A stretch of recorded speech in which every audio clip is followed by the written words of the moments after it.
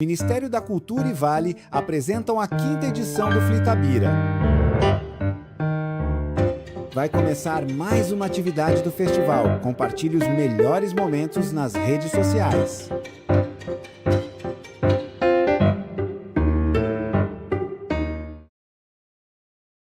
O vídeo a seguir possui recursos de legenda e libras. Apresenta cenas dinâmicas que registram diversas manifestações culturais de todas as regiões do Brasil, ambientado tanto nas ruas, nos palcos, como em grandes eventos e produções ou ambientes intimistas. O vídeo é plural, com agentes culturais de todas as idades, etnias, roupas e figurinos coloridos próprios de cada expressão cultural. A cultura é um dos mais preciosos instrumentos de democracia. É um canal de expressão plural que permite a convivência de diferentes vozes, histórias e visões de mundo. E por isso a cultura, tal qual a democracia, deve ser defendida e fortalecida. Essa é a função da Lei Rouanet, a principal política pública de incentivo à cultura brasileira. Com ela, perseguimos a missão de assegurar o acesso democrático à produção e à difusão cultural. Ao longo de mais de 3 décadas, a Rouanet permitiu que inúmeras iniciativas culturais, antes inviáveis, ganhassem o mundo. Revelou histórias, preservou tradições e transformou vidas. Lei Rouanet, há 33 anos tornando a cultura brasileira mais plural, acessível e democrática. Logos, Lei Rouanet, Ministério da Cultura, Governo do Brasil, do lado do povo brasileiro.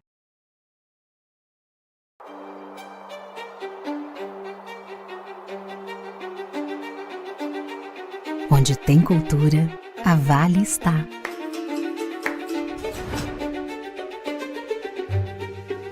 No poder criativo que nasce dos palcos, orquestras, das artes, das ruas e dos museus. Na valorização das diversas identidades brasileiras e na preservação de memórias.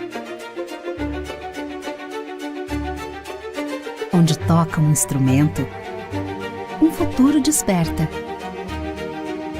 Nas trocas de saberes, sonhos e oportunidades se concretizam. Dos projetos que todo mundo conhece, aos que todo mundo precisa conhecer, é valorizando a cultura que crescemos e evoluímos juntos. Instituto Cultural Vale.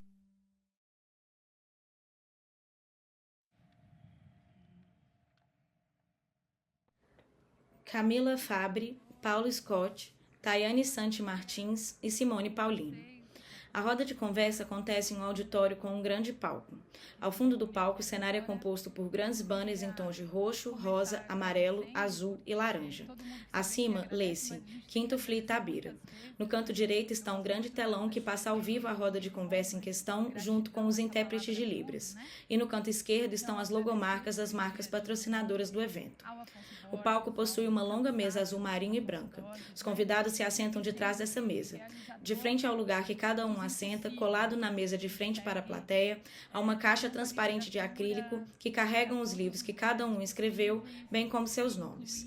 Da esquerda para a direita, a primeira pessoa sentada é um homem de cabelos cacheados curtos de tom castanho. Possui barba de mesmo tom. Ele traja camiseta de botões de mangas curtas bege e calça marrom. Usa óculos retangulares de aro preto e leva no pescoço o crachá dos participantes do evento. Ele é o tradutor. A segunda pessoa sentada é Camila Fabbri, uma mulher branca de cabelos castanhos que lhe estão presos em um coque atrás da cabeça. Ela traja camisa de mangas curtas vermelha. A terceira pessoa sentada é Paulo Scott, um homem negro de cabelos curtos rente à cabeça de tom grisalho. Possui cavanhaque de mesmo tom. Ele traja camiseta de botões de mangas compridas de tom roxo escuro. A quarta pessoa sentada é Tayane Santi Martins, uma mulher branca de cabelos lisos e longos de tom castanho. Ela traja regata preta e usa brincos indígenas longos em tons de amarelo, laranja e preto. Leva no pescoço o crachá dos participantes do evento.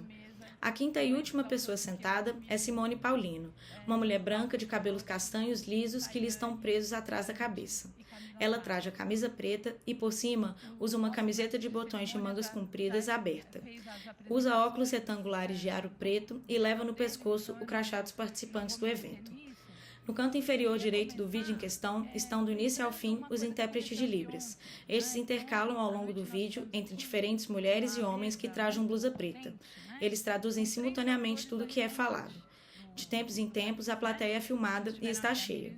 No canto inferior direito do vídeo em questão, lê-se Quinto Fli Itabira. Que é uma autora do Nordeste, né? E hoje a gente reúne nessa mesa o Sul, não é? Porque eu tenho aqui ao meu lado a Tayane, que é de Vacaria, no Rio Grande do Sul, que é uma cidade que eu não conheço, mas que eu sei que produz gênios, porque eu tenho 2 amigos gênios que vieram de lá, que é a minha amiga Márcia Tiburi e o ilustrador Eloar Guazelli. Então, assim, deve ter alguma coisa nessa água de Vacaria para produzir esses talentos, né? O Paulo Scott, que é de Porto Alegre, que todo mundo sabe, de Porto Alegre e do mundo, e a Camila Fabbri, que vem de Buenos Aires, né, autora argentina, que foi publicada pela editora Nós, né? Então, é uma alegria enorme reunir essas pessoas aqui, e o desafio de encontrar as ligações para fazer com que eles se conversassem, né, não foi tão difícil, porque, para além dessa questão territorial, né, porque todos estão ali num determinado espaço ficcional até, né, são autores que foram colocados diante do desafio de narrar, na contemporaneidade, esse mundo destroçado, né? Esse mundo cindido, esse mundo absurdo, né? Então, conversando entre nós, combinamos um pouco de falar de como a literatura, como ela resiste, e como ela existe, e como ela reexiste no meio dos traumas, né? O Paulo até usou uma expressão muito interessante, que são os novos apocalipses, né? Então, como é que a gente escreve, inventa, ficcionaliza no meio desses apocalipses, né? Então, eu vou começar com uma pergunta para a Camila Fabbri, porque a nossa convidada é estrangeira, então, digamos que a gente queira fazer esse carinho para ela. A Camila escreveu um livro, que é O Dia em que Apagaram a Luz, que é esse livro, que é um romance não ficcional, em que ela tematiza um incêndio trágico que aconteceu em Buenos Aires, que marcou a geração dela. Ela tinha 15 anos quando esse incêndio aconteceu, numa casa de shows, onde se apresentava uma banda de rock muito querida pelos jovens, um incêndio que ceifou 194 jovens e que deixou uma marca muito forte na geração dela, né? Então, ela escreve esse livro, que é o Dia em que Apagaram a Luz, e depois ela vai para a ficção nesse livro de contos, que é o Estamos a Salvo, né? Que, como vocês veem, tem um jacaré na capa, porque o conto que abre essa coletânea é justamente o conto de uma família que cria um jacaré na piscina da casa, né? Então, eu queria começar com essa pergunta para a Camila, né? Esse ambiente tão perturbador, né, e tão traumático até, em que ela viveu, né, criou uma literatura em que a gente não sabe quem está a salvo, né? Então, eu queria que você falasse um pouco disso, Camila.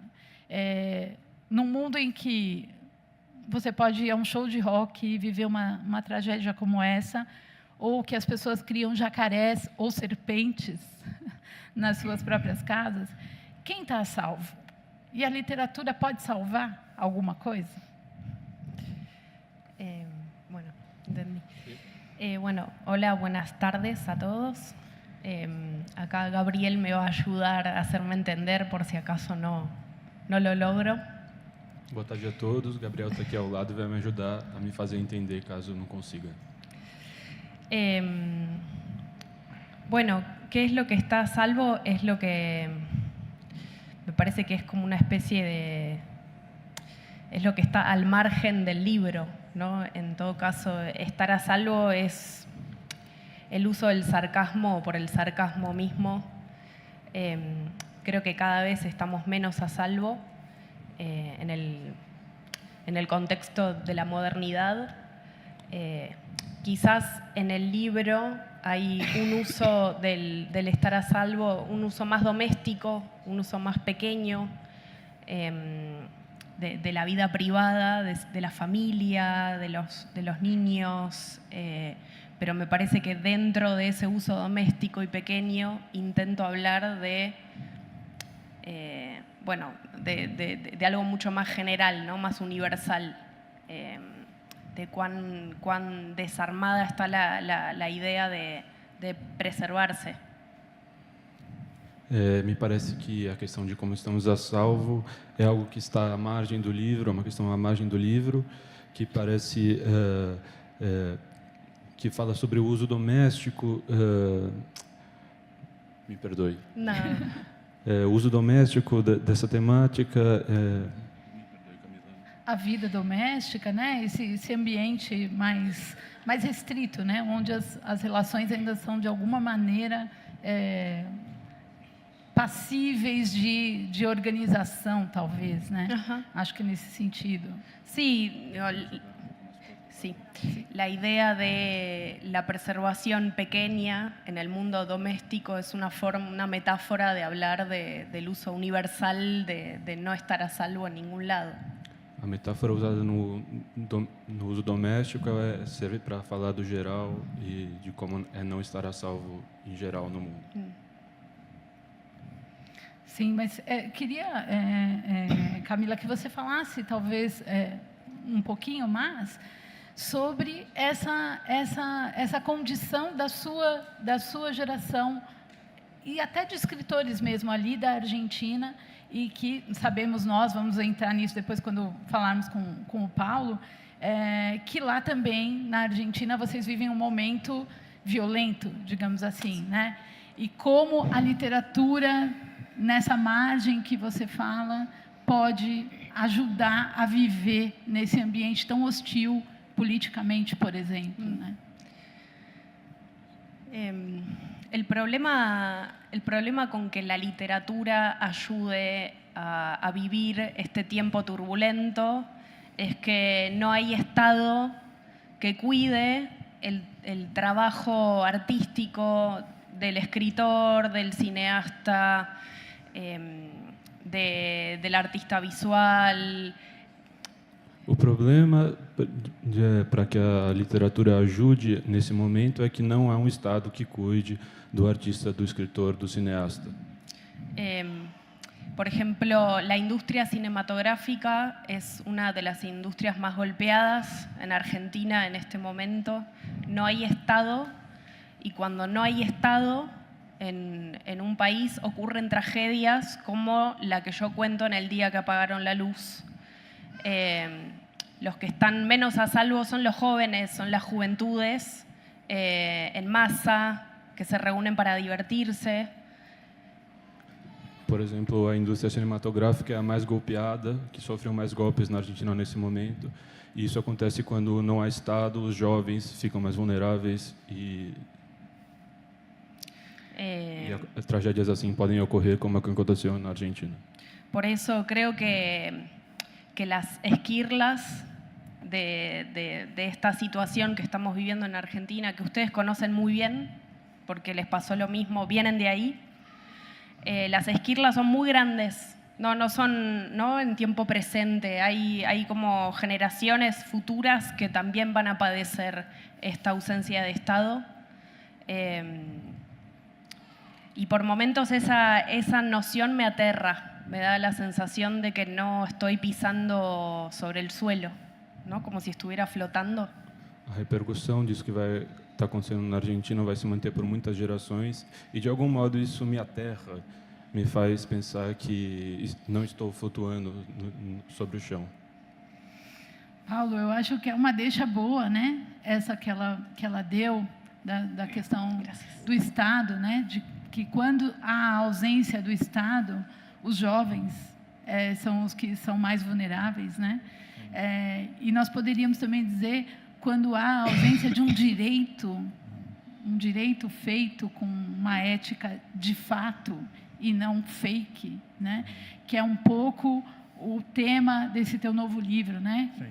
Queria que você falasse um pouco disso, como conversamos há pouco. Anteontem aconteceu um novo apocalipse, né? Digamos, no Brasil, porque é um apocalipse no sentido de que é o maior que a gente viu até aqui, né? Queria que você te dê a palavra para pensar no direito desses jovens que estão aí vulneráveis. Bom, muito obrigado pela mediação, o cuidado como você levou essa mediação. Muito obrigado a quem está fazendo, a equipe que está fazendo a tradução para Libras. É uma alegria estar aqui com a minha amiga Tayane e com Camila, que eu conheci agora, e o filhote da Simone, né, que só pode ser gente boa. E agradecer a curadoria, enfim, a Sérgio, a Bianca, a Jefferson, a Afonso. Eu conheço o Afonso há muito tempo, sabe, Simone? É impressionante, a gente já tem uma caminhada assim, muito sólida, construída. E esse ano, o Afonso foi uma pessoa extremamente importante na minha vida, assim, é uma demonstração, sabe? Você acha que não pode aprender sobre a amizade mais do que você já aprendeu chegando quase 60 anos, como eu estou chegando, e algumas pessoas te mostram que a amizade pode ser muito mais ainda do que aquilo. E o Afonso, esse ano, foi uma pessoa que me mostrou que a amizade pode ser muito, muito, muito mais do que eu imaginava. Então, o Afonso é um cara grandioso, está fazendo aqui esse caldeirão de coisas maravilhosas, vão ficar registradas para o futuro, né? Traz pessoas incríveis, que me inspiram profundamente. E essa sua pergunta, ela se relaciona, né? Por que eu não estou aqui na casa de Drummond, né? Que é um cara imenso, um cara que quando eu descobri, eu pensei, pô, em termos de linguagem, eu nunca vou chegar nem perto desse sujeito. E eu não estou falando do meu livro de poesia, dos 25 anos de poesia, estou falando desse livro aqui, que é o Direito Constitucional Antirracista. Porque esse livro foi construído a partir da compreensão, que nós falávamos antes, não é? Que o direito brasileiro, ele é uma máquina de produção de traumas. Essa é a tarefa do direito brasileiro, desde sempre. Porque produzindo traumas, você amplia o medo. E garantindo o medo, você sustenta o controle, a estabilidade. E nós vivemos sob uma ética europeia invasora que nunca foi desligada nesse país. Ela é ética porque ela é uma escolha que parte de alguém que detém liberdade, conquistada a partir de uma combinação que o Walter Benjamin já nos ensinava, né, Sérgio? Que é poder, violência e força. Que para eles é a mesma coisa. Então você cria um espaço de liberdade, aí você exerce uma escolha, e a perspectiva ética, ela é sempre relativa, que é uma coisa que você falou. Ela é perspectivada. Essa coisa de ética universal é mentira. É para manter todo mundo dominado. Ela precisa existir em função de uma perspectiva de um clube. Então, esse livro, ele tenta, no seu primeiro capítulo, sobretudo, a deposição do direito brasileiro. Porque o direito brasileiro, ele não é outra coisa. Gente, eu tive professores maravilhosos e fiz escolas, passei pelos espaços acadêmicos de altíssimo nível. Tá? Eu sei que eu estou falando, eu fui professor de tributário e econômico. O direito brasileiro é morte. Então, esse livro é para as pessoas que não conhecem direito e é uma tentativa de construção de uma onda que perceba que só é possível falar em justiça no Brasil se nós atentarmos para outras linguagens. E eu sustento nessa obra, por exemplo, que eu vou ler depois, uma linguagem, um referencial ético que está no Rap da Felicidade. Uma obra fundamental para esse livro é o Avesso da Pele, do Jefferson, é Conceição Evaristo, é Cidade de Deus, que eu estou fazendo meu doutorado sobre a Cidade de Deus, e é impressionante, porque eu já li muitas vezes, eu estou fechando a tese, e é impressionante, se passa no Rio de Janeiro, num momento que é 66 ao começo dos anos 80, onde tudo isso começou, naquele lugar, zona oeste do Rio. Neopentecostalismo, a nossa, né, gentrificação, crime organizado, a migração do furto para o tráfico de drogas, né? Todo o movimento que se criou ali no Rio de Janeiro. E hoje nós voltamos ao Rio de Janeiro, neste momento está acontecendo atos em todo o Brasil, porque essa coisa faz parte de um plano. Isso é programado. E o governador, o cretino, do governador do Rio de Janeiro, ele é simplesmente uma ferramenta, gente. Ele é ferramenta. Ele é um marionete. Nem cérebro tem. Não há como se sustentar um direito constitucional antirracismo sem que se compreenda que o racismo não é questão moral. É questão econômica, não é só questão moral. É questão econômica e, portanto, política. Cultura aparato que vai ao encontro da conveniência da elite economicamente dominante, é sempre ela quem ganha com esse padrão. Elite que escolhe não combatê-lo, não oferecer, por exemplo, condições, Sérgio, organizadas, orçamentárias dignas, decentes, distributivas, condições materiais para a concretização de uma ordem que não impeça a liberdade das pessoas negras e indígenas vítimas de sua ação. Elite que escolhe não afrouxar a contenção de lógicas de linguagens que fariam do direito brasileiro um meio de transformação das desigualdades sociais. Neste quadro, o Judiciário e o Ministério Público, Rio de Janeiro hoje, as pessoas estão com medo do Ministério Público do Rio de Janeiro.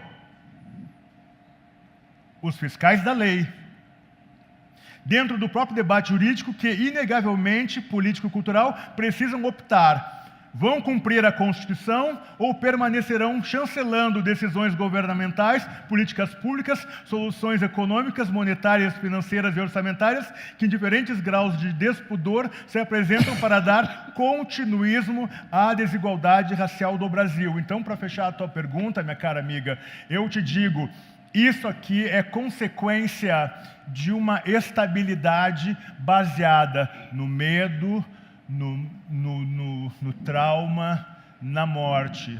Não é de surpreender que, neste momento, as pessoas estejam aplaudindo o que aconteceu no Rio. E pessoas cretinas, como certos governadores, eu gostaria de nominar um deles, que é o Caiado. Quem não conhece o Caiado do tempo da UDR, né? Para fazer desaparecer as pessoas que lutam pela terra no campo. Esse é o Caiado, médico.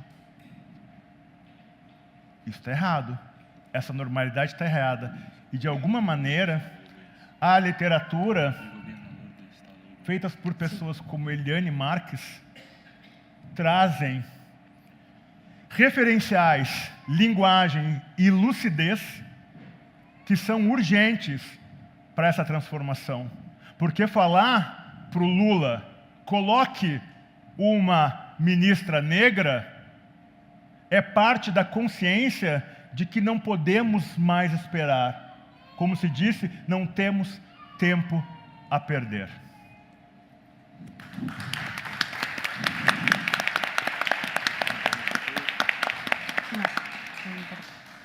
Tayane, vou pegar esse gancho dessa indignação, né, tão forte, com a qual a gente compartilha tanto, né, e que o Paulo traz dessa maneira tão visceral para a gente, né, para te fazer uma provocação, né, porque eu falei do Eloy Guazelli, né, que é de Vacaria, e o Guazelli tem uma frase que eu guardo sempre muito, que ele diz: a guerra está posta na mesa.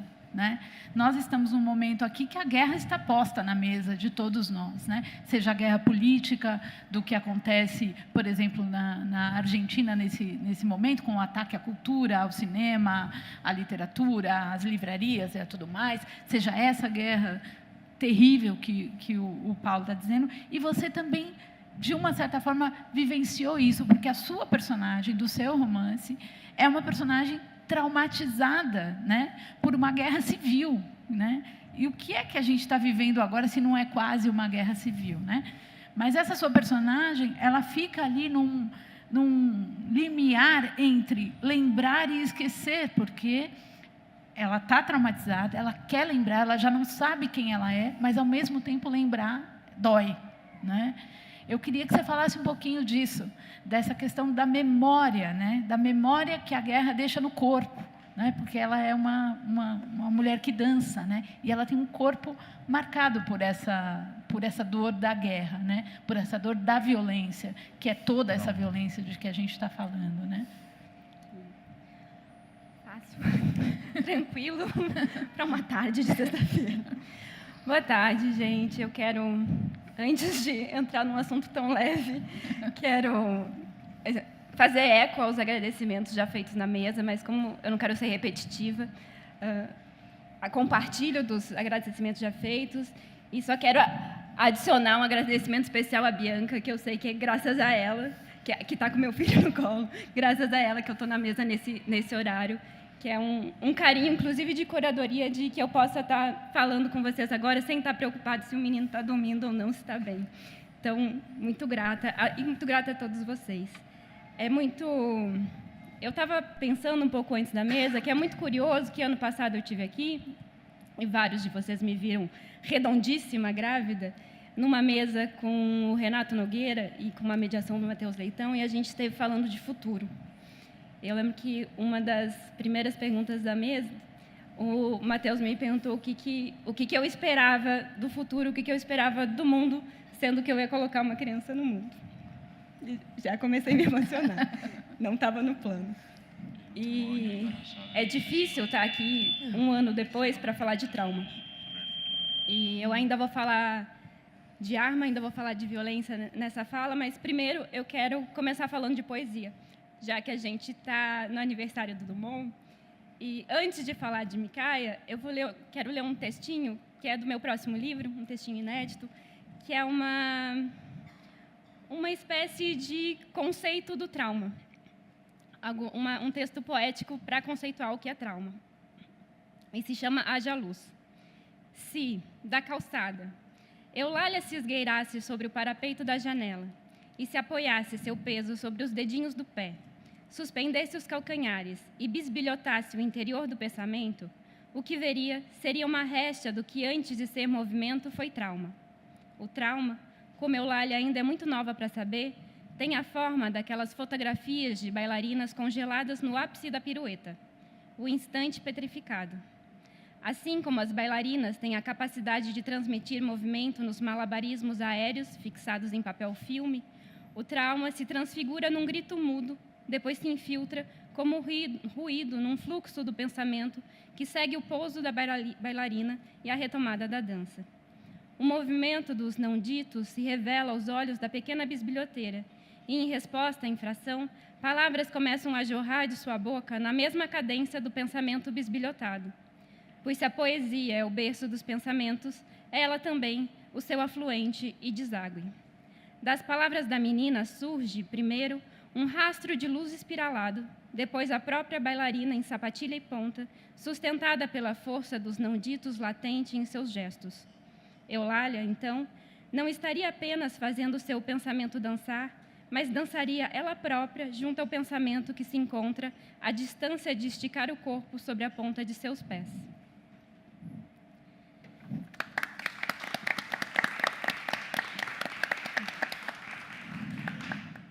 A Eulália desse texto, esse nome vem de um livro chamado Casa de Estrelas, de um colombiano chamado Javier, e eu não vou lembrar o sobrenome dele, mas ele coletou definições de crianças moradoras em áreas de conflito armado para palavras do nosso mundo. E Casa de Estrelas é uma das definições do nosso planeta. E eu escrevi esse texto a partir dessa menina, o nome da menina, mas também pensando em Micaia, né? Também pensando nessa bailarina que esquece de si mesma e tenta se refazer, porque se a gente pensar o trauma é justamente isso, né? Não é exatamente a situação traumática por qual uma pessoa passa, mas aquilo que fica numa pessoa. Então, para existir trauma, precisa existir atravessamento. E eu gostaria muito de falar apenas de Micaia, mas como o que tu trouxe já no início dessa mesa, nesse mundo destroçado que estamos vivendo, para mim tem sido muito difícil falar só do meu trabalho, sem olhar para a contemporaneidade do que a gente vive. Porque se eu for falar de guerra civil moçambicana, eu também preciso falar do que aconteceu no Rio de Janeiro. Eu também preciso falar do que está acontecendo na Palestina. Eu também preciso falar de diversas situações traumáticas que a gente está vivendo hoje, em tempo real, e que está sendo televisionada. E uma das grandes referências na minha pesquisa para escrever Micaia foi um ensaio da Susan Sontag, que chama Diante da Dor dos Outros, que ela escreve ali, ela publica ali em 2003. E nesse ensaio, ela fala que ainda não acontecia, mas que em breve aconteceria de grandes genocídios serem televisionados em tempo real. E que, ao contrário disso nos mobilizar e fazer com que a gente tenha uma força de ação de mudar essa realidade, o que provavelmente aconteceria seria uma grande apatia. E a gente está vendo isso acontecer também.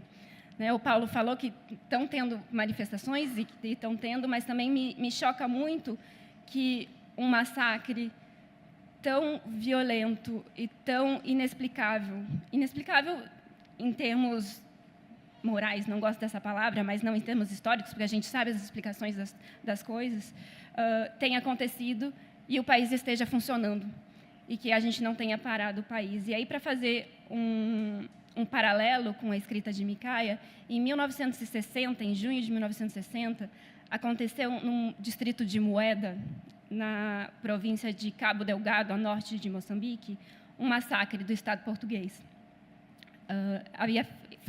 Ia ter uma reunião distrital e o Estado português simplesmente disparou nas pessoas, que têm números de mortos até hoje não contabilizados.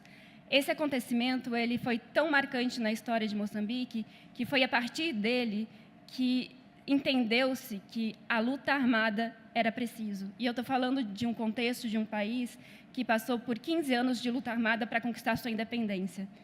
A bandeira de Moçambique é a única bandeira no mundo em que tem uma K-37 desenhada na bandeira. E logo depois da independência se eclode uma guerra civil que durou mais de 16 anos. Então, quando eu penso, eu não consigo olhar para o massacre de Mueda e não pensar no Rio de Janeiro, e não pensar que o que aconteceu há 2 dias atrás não foi a primeira vez. A gente sabe que os números de mortos já são maiores do que o do Carandiru. A gente sabe que a operação... Eu esqueci o nome da operação de 2020. Quando entrar no Morro Alemão. Não sei. Alguém vai lembrar daqui a pouco. O nome da operação de quando eles entraram no Morro do Alemão. Na pacificação. Sim. A gente sabe que isso vem se repetindo e que o maior massacre é sempre o próximo. E aí, pensando muito no que Camila falou, teve uma frase que ela trouxe que ressoou muito em mim, que ela falou que quando não há Estado, ocorrem tragédias. E isso me faz questionar o que a gente entende por Estado. E isso está muito relacionado com o que o Paulo está falando. O que a gente normaliza como Estado, o que a gente está chamando de operação. E aí, voltando para a Micaia, voltando para o meu livro, e para o texto que eu li aqui no início, eu me questiono muito a pensar no trauma, a narrar o trauma, e pensando nesse conceito de que o trauma é uma cristalização da nossa psique, é como que reagimos frente à violência, e a necessidade de narrar isso, me faz questionar por que narrar o trauma, a serviço de que narrar o trauma, porque eu penso nas imagens que foram amplamente divulgadas das mães chorando os corpos dos seus filhos, com uma certa... sem cuidado, o horror sendo exposto, e a uma certa medida é preciso ser exposto, mas com que cuidado isso é narrado? A gente está narrando o trauma para quê? A gente está narrando o trauma para ressignificar, ou a gente está narrando o trauma para refazer o trauma, para recolocar o trauma? Então, eu penso a literatura nesse espaço de a gente... que é um espaço diferente do que a gente vive hoje das redes sociais, é um espaço diferente desse mundo imediatista que a gente está vivendo, e que a gente tem tempo para pegar um livro, por exemplo, e eu passei 6 anos escrevendo Micaia, 4 anos estudando a história de Moçambique, estudando a história da Guerra Civil moçambicana, e aí eu estou falando de um cenário onde teve 1 milhão de mortos, 4 milhões de deslocados, e uma guerra que é muito pouco narrada. Isso me faz pensar em quais são as histórias que têm espaço, quais são as histórias que são narradas, e por que estamos narrando essas histórias, e como estamos narrando essas histórias. Então, quando tu pergunta nisso, como que eu trago essa relação de memória e esquecimento que está dada no livro, está dada nessa personagem. E aí estou falando de 3 personagens que têm em si o que funciona na gente. A gente tem mecanismos de lidar com a memória, seja o esquecimento, seja a memória, seja o silenciamento, e cada uma dessas personagens vai ter o seu jeito de lidar. Também me interessa muito pensar nas estruturas dessa história, de por que criar uma história assim, e por que narrar certas guerras, por que falar de certos corpos, para que tipo de Estado eu quero, que tipo de Estado eu quero ver o meu filho crescer.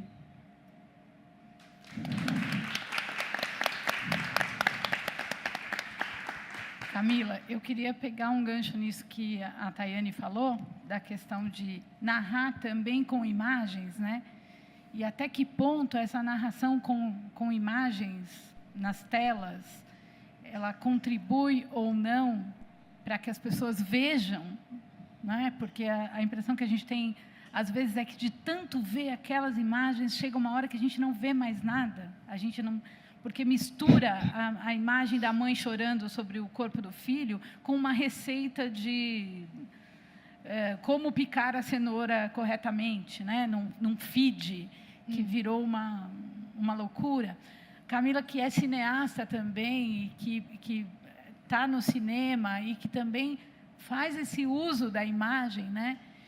E você acabou de dizer que, na Argentina, o cinema é um dos mais atacados, enquanto que aqui no Brasil, felizmente, a gente está num momento em que o nosso cinema ganhou uma força muito grande, né?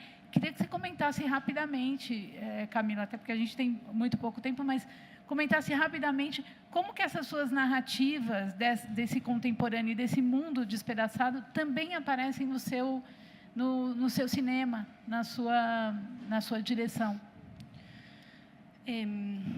No, quizás un poco a partir de tu pregunta y un poco de lo que vienen hablando, de lo que fui entendiendo,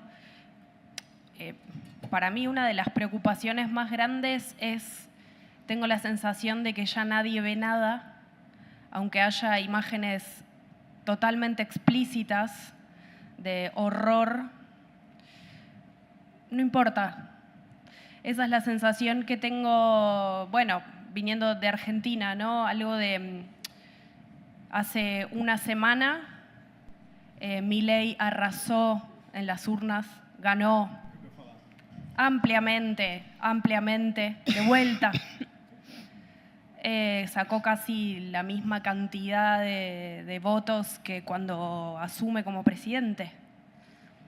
Y estamos viviendo muy mal, muy mal.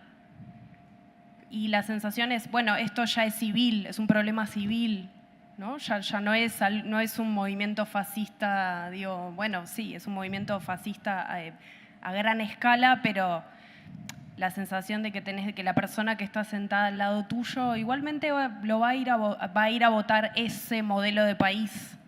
Eso es lo que a mí me aterra.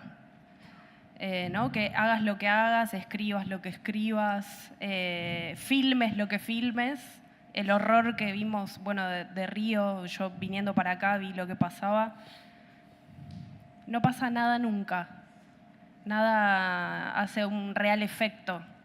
Y eso a mí, eso es lo que más me aterra. Entonces no tengo capacidad de análisis respecto de qué es lo que hacen las imágenes, porque tengo la sensación de que no hacen nada.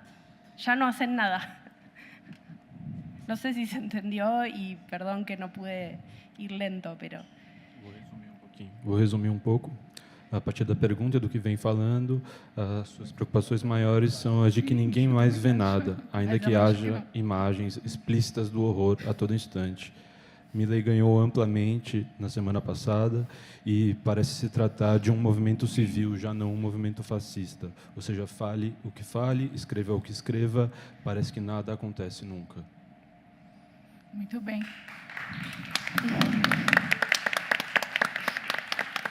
Paulo, queria que você comentasse um pouquinho isso que a Camila falou, porque nós estamos também aterrados com o fato de que uma pesquisa feita ontem, me parece que mostrou que 45% dos entrevistados acharam que super ok o que aconteceu, era isso mesmo que deveria ter sido feito, né? O que a gente pode fazer? Porque tem uma coisa que a Tayane falou que eu gostei muito, que é essa coisa do trauma, que quando a gente pensa em uma pessoa que teve um traumatismo craniano, por exemplo, né?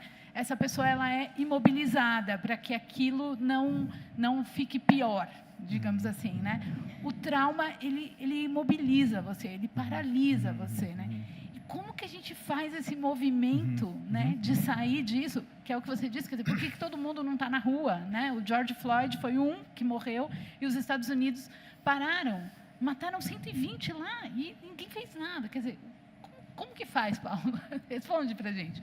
Como que faz para sair da paralisia do trauma e se mover? Isso que o Muniz Sodré chama de forma social escravista é uma solução de normalização de uma estabilidade. E na Argentina, o que acontece é esse apelo muito forte, porque as pessoas, elas olham para essa promessa de sociedade liberal, de justiça liberal, e elas detectam já a grande mentira que é nisso, entende? Não é difícil surgir no Brasil um maluco, um clown, no mau sentido, falando mal do Supremo e das instituições, porque o povo, quando olha para o Supremo Tribunal Federal, ele sabe que o Supremo Tribunal Federal é uma presença definitiva para o sucesso dessa elite que quer ver o povo sofrendo mal, desigualdade, pobreza, etc. Como eu sempre digo, o Brasil é campeão da desigualdade mundial desde o começo do século passado, do século XX. Nós estamos sempre entre os 5 mais desiguais do mundo, porque o Brasil é um país super rico, né? Então você vê essa coisa do pessoal diz, não, eu vou votar num cara que ataca o Supremo, porque eu sei que o Supremo não é a meu favor do trabalhador. Então fica muito difícil, você pega essa paixão, e o racismo é uma paixão poderosa, e o fascismo está muito conjugado com as paixões, eu vou quebrar tudo, eu vou destruir tudo, entende? Porque pelo menos esse cara vai manejar aqui, sabe, o meu impulso de raiva conjugado com ódio, e eu vou nessa. Já que é para quebrar, vamos acelerar contra a parede e vamos ver no que dá. O Milei teve um apoio dos Estados Unidos muito forte nos últimos 15 dias, né? Então tem toda uma manipulação estranha que está por trás disso. Mas o que eu quero dizer muito forte para vocês é o seguinte, o povo não é tão burro assim. Você prometer coisas e defender da boca para fora, falar em justiça, em mundo melhor, eu sou do lado dos trabalhadores, eu sou do lado dos indígenas. Vamos falar de massacre, gente? Vamos olhar para os indígenas há 2 semanas atrás? Nesse governo, nesse governo. Então, com a licença, né, das entidades de Itabira. E quero dizer uma coisa para vocês. Ontem, uma mulher negra, professora universitária, que denunciou em Porto de Galinha um desvio do orçamento por empresários totalmente corruptos, não conseguiu dar o depoimento na delegacia, não se sabe até agora por quê. Ela ficou horas, não conseguiu dar o depoimento, voltou para casa e foi assassinada. Essa professora teve a coragem de denunciar. Quem se levanta no Brasil é assassinado, a gente sabe disso. E ontem houve um bloqueio de 15 milhões do orçamento para questões sociais. A nossa universidade está passando por um momento seríssimo nesse momento e foi cortado 1 bilhão 600 e alguma coisa ontem. Sério? Que vai ter um futuro na administração dessa maneira, em que você bota um teto orçamentário, orçamento secreto, enquanto você continua enchendo, porque tudo é orçamento público, os bolsos daqueles 1% de rentistas, né? Para eles não tem teto. Para quem é super rico não tem teto. Então, viva a inteligência popular brasileira que cria esse tratado sobre ética quando nos diz, no rap da felicidade. Eu só quero é ser feliz, andar tranquilamente na favela onde nasci e poder me orgulhar e ter a consciência de que o pobre tem seu lugar. Minha cara autoridade, eu já não sei o que fazer. Com tanta violência eu sinto medo de viver, pois moro na favela e sou muito desrespeitado. A tristeza e a alegria aqui caminham lado a lado. Eu faço uma oração para uma santa protetora, mas sou interrompido a tiros de metralhadora, enquanto os ricos moram numa casa grande e bela. O pobre é humilhado, esculachado na favela. Já não aguento mais essa onda de violência. Só peço à autoridade um pouco mais de competência. Diversão hoje em dia não podemos nem pensar, pois lá até nos bailes vem nos humilhar. Fica lá na praça que era tudo tão normal, agora virou moda a violência no local. Pessoas inocentes que não têm nada a ver estão perdendo hoje o direito de viver. Nunca vi cartão postal que se destaque na favela. Só vejo paisagem muito mais linda e bela. Quem vai para o exterior da favela sente saudade. O gringo vem aqui e não conhece a realidade. Vai para a Zona Sul para conhecer a água de coco. E pobre da favela vive passando sufoco. Eu só quero é ser feliz, andar tranquilamente na favela onde nasci e poder me orgulhar e ter a consciência que o pobre tem seu lugar. Isso aqui vale melhor do que qualquer tratado de direito escrito até hoje nesse país. Né? Então, as respostas estão aqui, gente. Estão aqui. Né? Muito bem, Paulo. Tayane, eu queria que você encerrasse, porque a gente tem aqui 2 minutinhos só.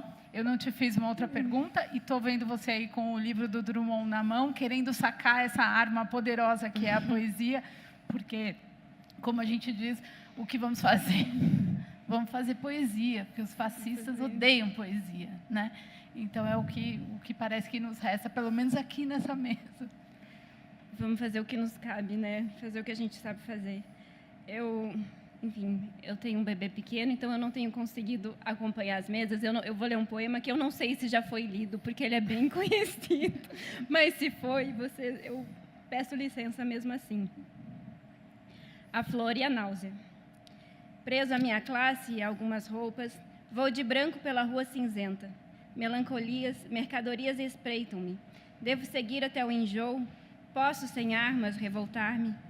Olhos sujos no relógio da torre. Não, o tempo não chegou de completa justiça. O tempo é ainda de fezes, maus poemas, alucinações e espera. O tempo pobre, o poeta pobre, fundem-se no mesmo impasse. Em vão me tento explicar, os muros são surdos. Sob a pele das palavras, há cifras e códigos. O sol consola os doentes e não os renova. As coisas, que tristes são as coisas, consideradas sem ênfase. Vomitar esse tédio sobre a cidade. 40 anos e nenhum problema resolvido, sequer colocado, nenhuma carta escrita nem recebida. Todos os homens voltam para casa, estão menos livres, mas levam jornais e soletram o mundo, sabendo que o perdem.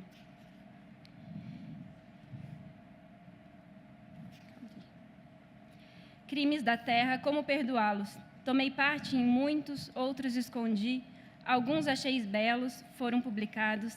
Crimes suaves que ajudam a viver, ração diária de erro distribuída em casa, os ferozes padeiros do mal, os ferozes leiteiros do mal, pôr fogo em tudo, inclusive em mim. Ao menino de 1918 chamaram anarquista, porém meu ódio é o melhor de mim. Com ele me salvo e dou a poucos uma esperança mínima. Uma flor nasceu na rua. Passem de longe bondes, ônibus, rio de aço do tráfego. Uma flor ainda desbotada. Ilude a polícia, rompe o asfalto. Façam completo silêncio, paralisem os negócios. Garanto que uma flor nasceu. Sua cor não se percebe, suas pétalas não se abrem. Seu nome não está nos livros, é feia, mas é realmente uma flor. Sento-me no chão da capital do país às 5 horas da tarde e lentamente passo a mão nessa forma insegura. Do lado das montanhas, nuvens maciças avolumam-se. Pequenos pontos brancos movem-se no mar, galinhas em pânico. É feia, mas é uma flor. Furou o asfalto, o tédio, o nojo e o ódio. É lindo esse poema. Bom, eu queria agradecer. Eu sempre acho o tempo muito curto, ainda mais quando tem 3 autores incríveis como vocês, mas quero agradecer, então, a Camila Fabbri, que veio lá da Argentina para falar um pouquinho para a gente desse país e desse lugar, ao Paulo, em quem a gente deposita grandes esperanças, a Tayane, que é uma expressão do nosso futuro com o Theo ali, né? E queria agradecer ao Gabriel, que corajosamente subiu aqui ao palco para ajudar na interpretação da Camila. Obrigada a todos. Eles estarão autografando, caso queiram, estaremos lá para conversar mais um pouquinho. Obrigada.